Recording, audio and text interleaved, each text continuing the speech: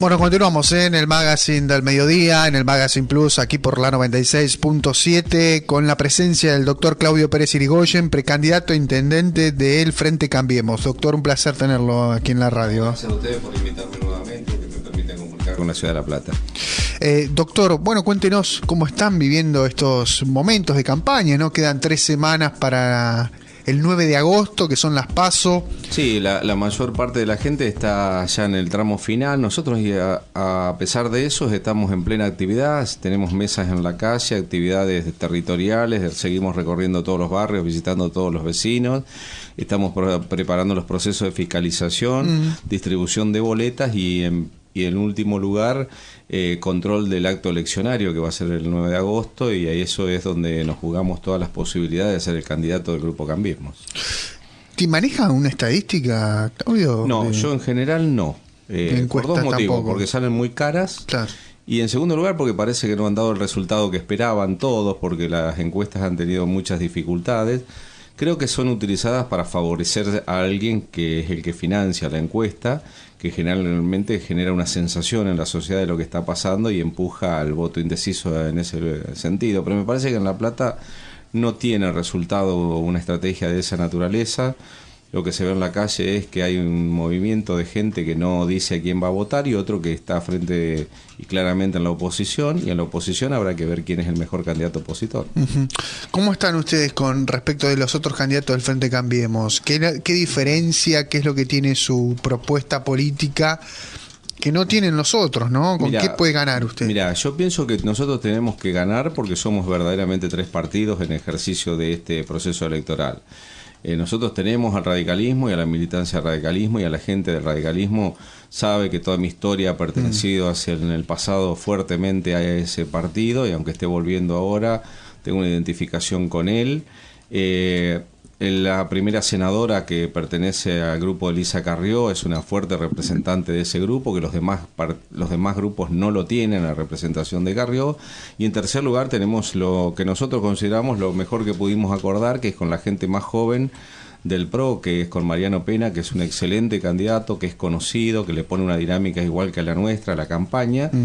Y además porque nosotros tenemos una propuesta opositora al intendente Bruera. Los demás candidatos no está claro cuando hablan a qué están proponiendo para la ciudad en contraposición al intendente Bruera. Así que me parece que la gente que está cansada de un proyecto de ciudad muy insegura, muy mediocre, con mucha corrupción, está visualizando que nosotros podemos ser la mejor opción. Yo recuerdo cuando usted le llevó el plan de seguridad a Bruera, al municipio, haciendo eco a lo que él un poco había dicho en la apertura de sesiones, ¿no? Hay muchos precandidatos que están preocupados por la seguridad. Yo los invito a dialogar conmigo, y fuiste el único que hizo eso, ¿eh? Sí, mira, en realidad cada vez que nosotros le marcamos un defecto al intendente, lo que hacemos en las redes sociales, lo pueden ver todos los ciudadanos de La Plata, es presentar una propuesta. Lo mismo hicimos con las inundaciones, que es el tema del plan de contingencia frente a una ciudad que se inunda. Está terminado, trabajaron los mejores técnicos que hay en la Argentina sobre ese tema a nivel nacional. Cuando hablamos del transporte le hicimos una propuesta, tenemos una propuesta para modernizar la ciudad con el centro administrativo, un transporte periférico y la ferroautomotor en Tolosa. Nosotros tenemos una propuesta para los barrios, donde a los del presupuesto participativo lo queremos superar en verdaderas comunas que se elijan por la gente, como es en la ciudad de Buenos Aires, pero además darle presupuesto para que ejecuten las 3 obras más importantes de ese barrio directamente en ese lugar. Esto es perder poder político, y nosotros lo estamos dispuestos a hacerlo. Y además, para mostrar que no queremos ser corruptos, presentamos un proyecto de auditoría externa municipal que nos controle permanentemente, y estamos dispuestos a dárselo a la segunda minoría para que nos controle. Quiere decir que nosotros tenemos una propuesta clara de lo que está sintiendo la gente de La Plata y lo que está demandando. ¿Qué pide la gente, Claudio? Vos estás sí, trabajando en campaña y sí, realmente recibís el reclamo de la gente. ¿Qué te piden? En todos los barrios el tema central es la inseguridad. Hay barrios que están prácticamente todos los comercios enrejados, te atienden atrás de puertas blindadas. En lugares que eran muy prósperos de la periferia, barrios que ya han tenido mucho desarrollo, el comercio lo sufre mucho, la gente a nivel individual también, después de determinada hora en algunos barrios está complicada la seguridad por los hechos de violencia que hay, está mucha juventud y chicos tomados por el narcotráfico y a las madres le preocupa mucho eso. Por eso hacemos siempre una propuesta de una agencia integral de políticas sociales para erradicar desde los barrios el problema de la adicción y urbanizar correctamente los barrios, porque se han hecho muchas cosas y no han tenido en cuenta que sigue habiendo una falta de infraestructura gravísima. Te doy un ejemplo, se está expandiendo por el plan Procrear Parque Sicardi hacia el fondo, donde estuve la última visita, y ahí no hay agua potable, la electricidad no soporta la expansión que va a haber, los canales que hay para el desagüe están invertidas en la pendiente de los terrenos. Entonces la gente que con mucha ilusión se está haciendo una muy buena casa con su primer crédito que le ha dado el gobierno, que es una buena cosa, termina teniendo un problema estructural muy severo. Y así pasa en muchísimos barrios. Y es lo que se queja la gente.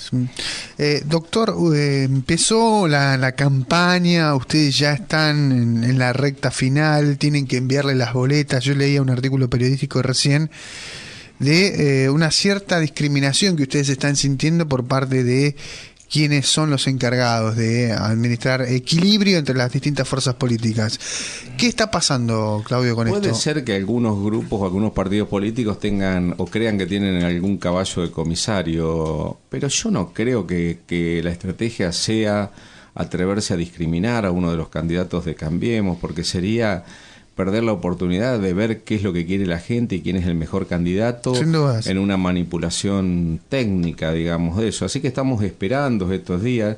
Bueno, nosotros estamos dispuestos a dialogar con los platenses y comentarle todo lo que pasa. Si esto ocurriría, sería el primero en denunciarlos. Hasta ahora no me consta con certeza, pero estas versiones están corriendo y a mí me pareciera que es un despropósito hacer a alguien víctima de una circunstancia de esta. Porque por otro lado, la gente al que es víctima de una maniobra espuria o de corrupción oculta termina favoreciéndolo en el acto electoral. Claro, hablaba con otros sectores del radicalismo vinculados a Sergio Panela, un contrincante, tenés uno de ellos, y nos decía, bueno, ellos decían, lo que nosotros vamos a focalizar mucho es en la fiscalización. No sé cómo estará Claudio y no sé cómo estará Julio en ese tema, me decían. Bueno, yo te lo pregunto, ¿cómo están con el tema fiscales? ¿Cómo van a cuidar sus votos, Claudio? Sí, yo quiero hacer una aclaración. Sergio ahora tiene pertenencia con el radicalismo porque ha puesto algunos candidatos en la lista. Claro. Porque hasta ese momento se presentaba como un candidato del PRO.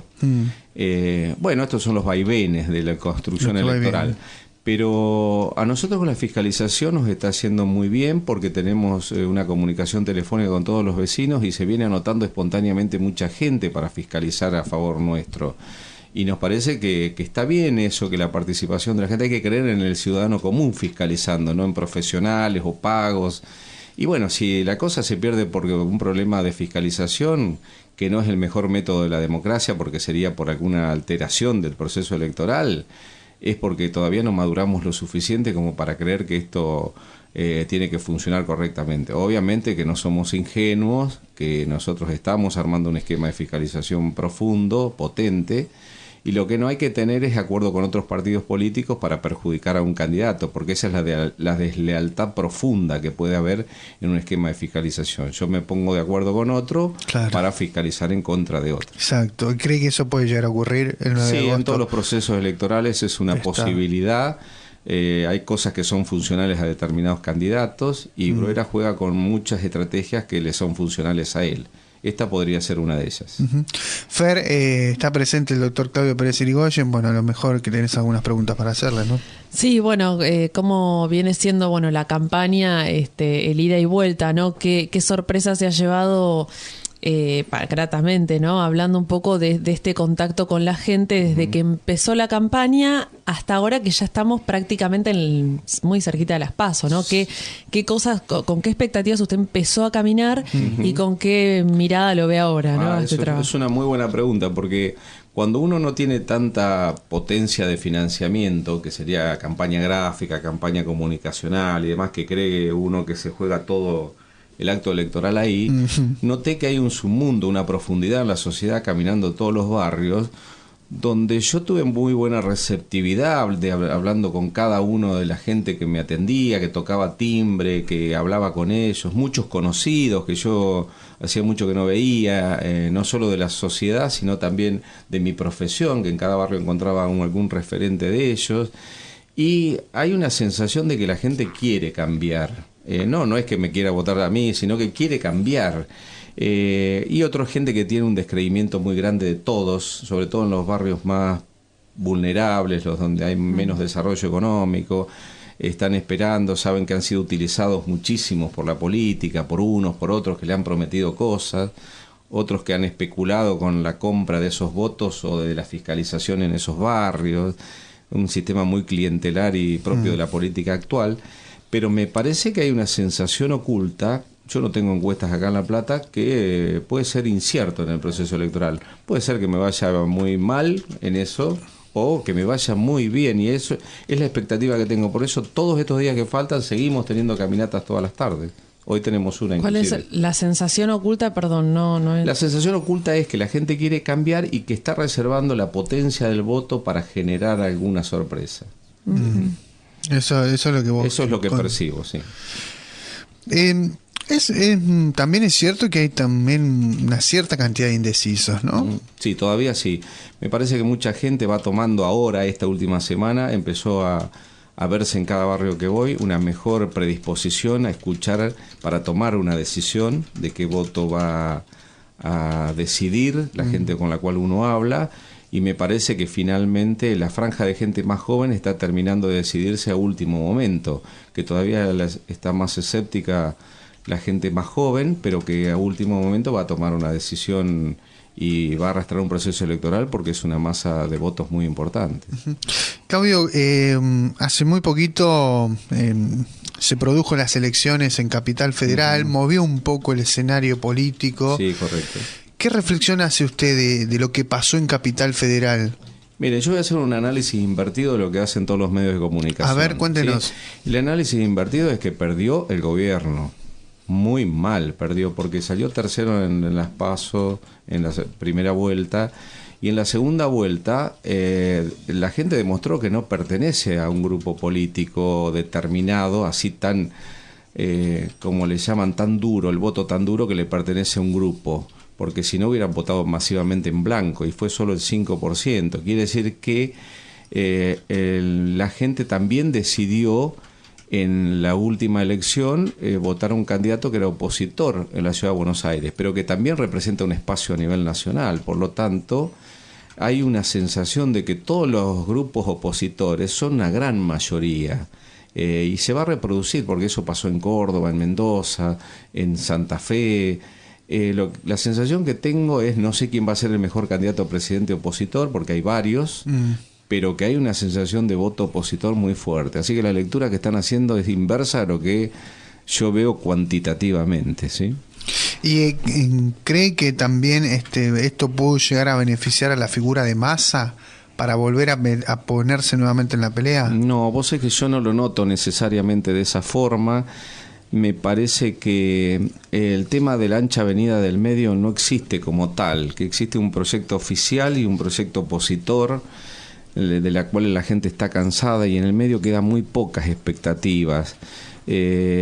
Massa pudo haber sido un muy buen candidato, pero no puede desprenderse de la pertenencia partidaria que tiene, que es por haber pertenecido al gobierno de Néstor Kirchner, y todavía le quedó, a pesar de haber sido el que le ganó al propio Kirchner, me parece que era con un voto muy volátil, que era propio del peronismo, y que el peronismo tiene una cultura del funcionamiento electoral de alinearse siempre con la gente que va a tener posibilidades para ganar, y la oposición en este momento, aglutinada entre varios partidos, también está dando la sensación de lo mismo, así que me parece que es compleja la situación para él. Doctor, ¿qué rol va a tener la provincia de Buenos Aires electoralmente hablando? Le pregunto esto por la figura que ustedes llevan, que es María Eugenia Vidal, sí. Y una persona que no termina de despegar, ¿no? En esto que es la pelea electoral en la provincia. Si bien se dice que a nivel nacional se eligen presidentes y candidatos a intendente, la provincia de Buenos Aires en La Plata siempre ha sido importante. ¿Qué lectura tiene de esto? Sí, es cierto lo que ustedes dicen. No estoy tan claro con el tema de qué resultado va a dar en la ciudad de La Plata, pero por otro lado te digo, la ciudad de La Plata nacionaliza mucho la elección. Lo difícil es marcar una diferencia de candidato a intendente. Siempre ha sido muy difícil en las últimas elecciones, por eso hago tanto esfuerzo de demostrar que somos la verdadera opción opositora en La Plata, ¿sí? Porque hay tanto número de boletas, tanta atomización que puede confundir mucho a la gente. Eso en primer lugar. Segundo lugar, Eugenia Vidal tampoco es una mala candidata y lleva un excelente candidato a vicegobernador que pertenece al radicalismo. Lo que no veo tan claro es que el oficialismo tenga tan buenos candidatos, ¿sí? Ahí estoy de acuerdo con lo que dice Elisa Carrió. Si gana Aníbal Fernández, el gobierno pierde, porque la provincia de Buenos Aires no tolera determinado tipo de perfiles de candidatos, y eso es lo que habrá que ver, porque esa es una disputa muy dura que está dando el oficialismo. Si es tan dura es por algo, es porque da la sensación de que Scioli tiene cierta preferencia por el otro candidato en algunos momentos de acompañamiento, de procesos electorales, así que no está nada claro quién va a ser el candidato opositor. Cuando se resuelva eso, creo que la gente termina de resolver el voto en la provincia de Buenos Aires, pero el Frente tiene una muy buena candidata con un muy buen vicegobernador. También es cierto que los espacios políticos están tratando de que la gente vaya ya con el voto desde la casa. Y eso sería lo ideal. Por lo que va a ocurrir en el cuarto oscuro, Claudio, 44 boletas enormes, el voto con fusión. ¿Ustedes lo han analizado eso? Sí, correcto. Bueno, por eso es tan importante tener la boleta, porque si te discriminan con una boleta, el voto anticipado se pierde. Y el voto en el cuarto oscuro también se puede perder en un esquema de control del proceso electoral. Así que me importa mucho que los ciudadanos de La Plata entiendan que cuando preparen su voto, cualquiera sea la opción a nivel nacional, sepan que tienen que elegirnos a nosotros a nivel local para ser la opción opositora. Porque fíjense que claramente queda luego el que gane del Frente para la Victoria, el que gane del peronismo renovador, el que quede con Stolbizer, que parece que es uno solo, y el que quede con nosotros. Por lo tanto, la gente tiene una opción clara de ver quién es el mejor candidato a partir de ahí. Por lo tanto, lo tiene que ver ahora en las PASOs y tratar de identificarnos como el mejor candidato opositor. ¿Qué piensa hacer con la inseguridad, doctor, si usted llega a ser intendente? ¿Qué es el tema que te preocupa a todo el mundo? Preocupa. Yo creo que acá hay que tener un esquema mucho más claro.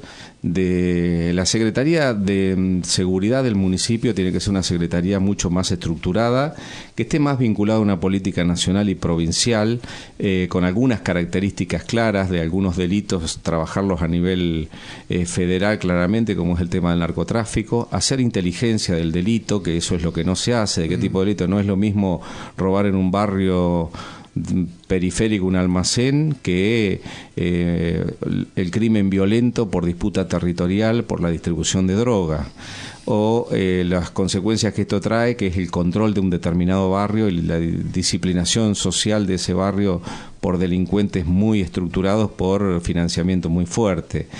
Quiere decir que hay que dividir el delito con claridad y además de eso utilizar la policía local en forma más profunda, es decir, que más articulado con las comisarías de cada región, algunas hay que extenderlas territorialmente, y el intendente tiene que ser el encargado de reclamar a la jurisdicción provincial y a los gobiernos nacionales por el delito que ocurra en su ciudad, cosa que no lo veo en esa postura bruera.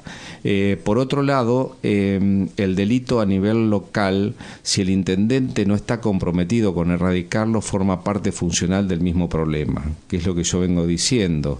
Me parece que cuando el delito estructural es entre la vinculación de la política, los organismos de seguridad y los propios delincuentes, la cosa no va a mejorar, ¿sí? Por otro lado, hay que tomar medidas preventivas, y la policía local, yo cuando ando por la calle les pregunto, ¿qué cosa tienen para hacer ustedes? Y no la tienen clara en qué momento tienen que actuar y en qué no. Tiene que haber algún momento que le tenemos que decir a la gente, se debe actuar cuando hay presunción de tal delito preventivamente, actuar antes que sucedan.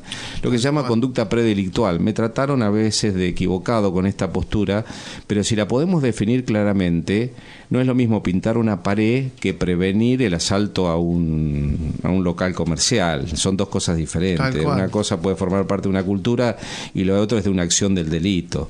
Quiere decir que a la policía local hay que instruirla para actuar en forma preventivamente ante la sospecha de algún fenómeno y que la ciudadanía no se enoje. Hay que generar la cultura de que los organismos de seguridad están a favor nuestro. Por otro lado, les propongo a los fiscales, que son el organismo público de la política, de que tienen que estar mucho más firmes en la actuación judicial de los temas del delito. Esto significa que tienen que estar más comprometidos en la calle junto con los políticos que quieren erradicar el delito, funcionando en la prevención del delito, ¿sí? Porque el fiscal es el que nos defiende a todos los ciudadanos. Fer. Sí, no, con respecto, bueno, también al tema de la inseguridad, preguntarle si realmente esta policía que hace poco empezó a funcionar, ya que estaba hablando de los barrios, de la caminata, de la experiencia que tiene, digamos, si notó que también esta falta de efectivos ahí, ¿no? Sí, si correcto. se los pone en riesgo a los... Sí, bueno, por suerte después de que yo criticaba mucho que estaban muy en la zona céntrica, empezó a aparecer la policía local en algunos barrios periféricos, pero caminan mucho las avenidas centrales, que son las más comerciales, de la policía local. Señor. Y a 3 cuadras de las avenidas comerciales de cada barrio, me parece que lo que está faltando es la acción de la otra policía también, que es la que no se sabe para qué quedó la policía de la provincia. Cuando se habla de la policía local, nadie me dice para qué quedó la policía de la provincia. El CPC, exactamente. ¿No? Entonces, me parece que no tenemos clara cuál es la política provincial de prevención del delito en La Plata, porque la policía local no puede ser lo suficiente. Porque faltarían efectivos todavía y porque además no tienen clara qué conducta tomar frente a la acción. Entonces, me parece que lo que está faltando es una interrelación de las jurisdicciones, porque hay delitos que son de origen federal y que van a tener que utilizar organismos nacionales también para prevenirlo. Y por otro lado, hay que conocer bien el mapa del delito en la ciudad de La Plata para tomar algunas medidas que no tienen que ver con la seguridad directa, que es la represión, sino cómo urbanizamos determinados barrios, cómo los iluminamos y cómo las agencias sociales de cada barrio, en cada comuna descentralizada, tienen una acción de recreación, de deporte, de centros de alto rendimiento, para que la opción sea de los jóvenes ir a la escuela y además de educarse, alguna opción más y mejor que meterse en el problema del delito. Sí. Hablando un poco de esto, ¿no? De los jóvenes, también está el tema que queda pendiente de la gestión actual, que es el tema de generar un perfil de ciudad distinto en cuanto al trabajo, ¿no? En cuanto al empleo. Claro que sí. Sabemos que es una ciudad que sigue siendo por excelencia la de los empleos públicos. El otro día con Facundo era tipo domingo, era un lunes, pero me dice, no, pero es el día del empleado público. Claro, digo, ahí está el kit de la cuestión. ¿Cómo impulsar ese otro perfil? ¿Cuesta mucho? ¿Es sencillo? ¿No es tan sencillo? No, yo creo que en realidad hay que preocuparse por generar actividades políticas. Las políticas públicas son los motores para la generación de empleo público y privado, pero acá se hizo mucho hincapié en la generación de empleo público o la cobertura pública del que no tiene trabajo. Cuando yo hablo de que el proyecto de Bruera es un proyecto mediocre, estoy diciendo que no tiene una perspectiva de futuro de actividades generadoras de empleo, de productividad, de modernidad. El empleo público trasladado a un centro administrativo es mejor que todo disperso, ¿sí? En segundo lugar, hace el trámite más eficiente y si lo ponemos tecnológicamente va menos gente al lugar y andan menos autos por la ciudad. Es decir, si uno pudiera hacer una habilitación desde la casa por internet, un trámite, pagar todos los impuestos y no tener que ir a los lugares administrativos, sacamos la mitad de la actividad de la ciudad, como vos decís. Por otro lado, si las escuelas no estuvieran todas en el centro, estuvieran más en la periferia, sacamos el segundo problema de la congestión de tránsito. Y el tercer lugar es que no le veo perspectivas en lo que propone pues si no lo hubieran hecho en estos últimos 8 años, que es tener proyectos de producción. Esto todo el mundo lo referencia a la zona frutihortícola, sí, pero no necesariamente es así. La ciudad de La Plata podría tener un producto turístico muy fuerte, subproducto de la capital federal, que es una puerta de entrada del turismo internacional y del turismo latinoamericano, que es la primera entrada casi en América del Sur, más que Brasil y que Chile en algunos casos, y La Plata no tiene ninguna posibilidad de integrarse a eso. Un producto turístico puede generar un nivel de empleo de más de 6.000 empleos cuando se lo organiza correctamente, ¿sí? Y eso se trata de un problema de mercadotecnia, de organización, que no es costoso, no es que hay que poner fábricas ni nada, es un problema de organización de la fuerza natural de la ciudad. Por otro lado, hay que proponer cuál es el circuito turístico de la ciudad, claro, y modernizar un montón de cosas. Claro. Si va a haber 2 estadios, el de gimnasia y el de estudiantes, es importante mostrarlo como un lugar de recreación turística, lo mismo que el estadio de la ciudad de La Plata. Cuando uno va a una ciudad del mundo, te llevan a ver el estadio porque abajo del estadio hay actividades vinculadas al turismo y merchandise para venderte y obtener recursos del turismo, cosa que esto no sucede en el estadio único. Un stand, y así sucesivamente te podría enumerar. El segundo producto podría ser generador de empleo, el producto sanitario. La Plata tiene dentro de la estructura pública y privada uno de los lugares de más concentración de la provincia de Buenos Aires, que junto con las unidades sanitarias del municipio debieran estar integradas para que funcionen bien, y esto es un desastre actualmente. Las UPA no alcanzan, como dice el gobernador, para esto. Podría ser un producto para ofrecerle a toda la provincia de Buenos Aires para que se vengan a atender a un nivel de calidad muy superior en forma integrada entre público y privado, y eso es motorizarlo solamente entre lo que hay y mejorar los establecimientos que no están bien, ¿sí? Y además eso genera hotelería, actividades de comida, de los familiares que circulan por la ciudad, lo que fue antiguamente cuando venían por la política de la provincia de Buenos Aires, la familia de la gente que tenía actividad política en la legislatura, hacer trámites y demás. Bueno, eso es otro producto que hay. Y el cultural propiamente dicho, que hay una actividad oculta, que es la actividad coral. La Plata es una ciudad tiene un día de los coros de la ciudad de La Plata. Tiene más de 60 coros la ciudad de La Plata. Tiene movimiento teatral de 3 o 4 actividades por fin de semana que se publicitan en los diarios, pero no se venden como un producto cultural. Y así te podría ir enumerando actividades de cine, la Facultad de Bellas Artes genera en gráfica. Sí. Me lo demostró gente que me está dando una mano en la campaña, que tiene una gráfica muy buena y es docente de la Facultad de Bellas Artes. Y se egresan un montón de chicos que no tienen productoras para grabar discos, que no tienen lugares donde ensayar. Bueno, toda esa actividad es cultural y así sucesivamente. Me está pareciendo que lo que le falta al oficialismo es proyecto de ciudad.